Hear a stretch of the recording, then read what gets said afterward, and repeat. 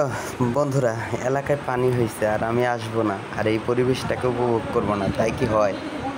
তাই চলে আসলাম হুট করেই বাড়িতে, মানে অফিস শেষ করেই চলে আসলাম যে একটু ঘুরবো। আজকে অনেক দিন পর আসবো আসবো করে আশাই হচ্ছে না।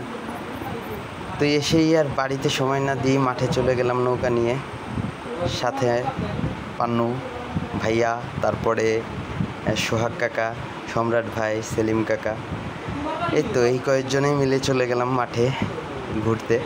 তো ঘুরতে ঘুরতে হঠাৎ করেই সামনে পেঁচে গেল চায়না জাল। তো মাঠের ভিতরে এরকম জাল থাকলে আর তাতে যদি মাছ পাওয়া যায়, মাছ দেখা যায়, লোভ হবে না এরকম মানুষ অনেক কমিয়েছে।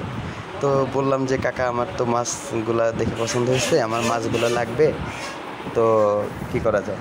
তো বললো আচ্ছা দাঁড়াও, আমি নামতেছি। ওইভাবেই নেমে গেল। নেমে তো পরে পুরো পানির ভিতর দাঁড়িয়ে পুরো মাছগুলো আস্তে আস্তে ঝেঁকে ঝেঁকে এক জায়গায় করলো। আর চাইনা জাল এমন একটা জাল যে যার ভিতরে শামুক থেকে শুরু করে কাঁকড়া টাকড়া, মানে পানির ভিতরে যত জলজ প্রাণী আছে আমার মনে হয় সবই এর ভিতরে আটকা পড়ে। তো এর ভিতরেই দেখতে দেখতে 2টা জাল ছিল বাঁধা। তো অল্প অল্প করে যখন ছাড়াচ্ছিল দেখলাম যে অনেকগুলো মাছই বাঁধছে। তো বললাম যে দেখো কতগুলো হয়। তো ঘুরতে ঘুরতে আমরা সন্ধ্যা পর্যন্তই ঘুরছি। আর প্রত্যেকবারই পানি যখন হয় মাঠে একবার হইলেও যায়, কিন্তু এইবারই অনেক দেরি হয়ে গেল, মাঠের পানি অনেকটা টানতেছে সুইচ গেট খুলে দেওয়ার জন্য। তো দেখেন বন্ধুরা, জালের ভিতরে হঠাৎ করে একদিকে যখন মাছগুলা নিচ্ছিলাম, এর ভিতরেই হঠাৎ করে গুই সাপ। তো এখন কি করি, মাছ তো বের করা যাচ্ছে না। তখন সোহাগ কাকাকে বললাম কি করা যায় কাকা? তো বললো আচ্ছা ঠিক আছে, সমস্যা নেই, আমি দেখতেছি। ওর হচ্ছে অনেক সাহস।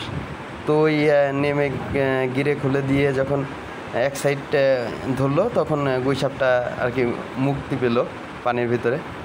তারপরে আমরা মাছগুলো নিলাম। এর ভিতরে আমার এক ভাইস্তের সাথে হঠাৎ করে আসার সময় দেখা, তো দেখলাম সে অনেকগুলো মাছ পাইছে, ঠিক আছে। তো আমি বললাম যে কাকা, তুমি কি মাছ পাইছো, মাছগুলো দেওয়া যায় নাকি? আমি বলতে দেরি আছি, মানে পুরো মাছগুলো মানে যে নৌকার ভিতরে যে একটা বল ছিল, বলের ভিতরে ঢেলেছে। বলে যে কাকা, আপনি বলছেন, আপনি মাছগুলো নিয়ে যান, আমার আজকে লাগবে না, আমি অনেক মাছ মারি। মানে আমি অবাক হয়ে গেলাম যে ওরা এত কষ্ট করে সন্ধ্যা পর্যন্ত থেকে কি করলো, এটাই ভালোবাসা।